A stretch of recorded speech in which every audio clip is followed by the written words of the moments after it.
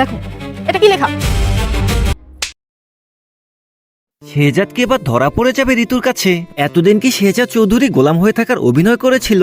কি হতে যাচ্ছে দুনিয়ার টাকার গোলাম 19 নম্বর এপিসোডে? সবকিছুই আজকের এই ভিডিওর মাধ্যমে জানতে পারবেন। তবে আজকে যারা প্রথমবার ভিডিওটি দেখতেছেন তারা চ্যানেলটি অবশ্যই সাবস্ক্রাইব করে নেবেন। দর্শক বিন্দু, আমরা এর আগের এপিসোডে একদম শেষের দিকে দেখতে পারি ঋতু শেহজাদ চৌধুরীর সামনে দাঁড়ায়। এরপর শেহজাদকে বলে তুমি আমার গোলাম, কিন্তু শেহজাদ চৌধুরী ঋতুকে বলে তোমার কোথাও ভুল হচ্ছে। ঠিক ওই সময় ঋতু তার শার্টের হাতা ধরে টেনে ছিঁড়ে ফেলে, আর তখনই অবাক করা একটা দৃশ্য আমরা দেখতে পারি। শেহজাদের হাতের মধ্যে ঋতু লেখা। এটা দেখার সাথে সাথে শেহজাদ নিজেও অনেক বেশি অবাক হয়ে যায়। তখন শেহজাদ তার পার্সোনাল অ্যাসিস্ট্যান্ট শফিককে প্রশ্ন করে আমাকে সমস্ত ঘটনা খুলে বলো। এরপর শফিক তাকে একে একে করে সমস্ত ঘটনা বলতে থাকে।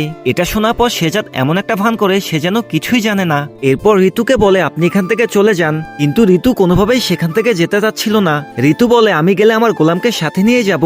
এটা শোনার সাথে সাথে শেহজাদ অনেক রেগে যায় এবং একটা বন্দুক বের করে ঋতুর মাথায় ধরে ফেলে। তখন শফিক চৌধুরী দৌড়ে এসে ঋতুকে বুঝিয়ে সেখান থেকে বাসা যেতে বলে। বাকি বিষয়গুলো আমরা 19 নম্বর এপিসোডটা দেখলেই বুঝতে পারবো। তো বন্ধুরা, আপনাদের কি মনে হয় শেহজাদ চৌধুরী কি আসলেই তার স্মৃতি হারিয়ে ফেলেছিল, নাকি এতদিন গোলাম সেজে সে কোনো পরিকল্পনা করেছিল? অবশ্যই কমেন্টের মাধ্যমে জানাবেন। আর কারা কারা শুরু থেকে শেষ পর্যন্ত পর্বগুলো দেখেছেন তারাও কমেন্টের মাধ্যমে আমাদেরকে জানাবেন।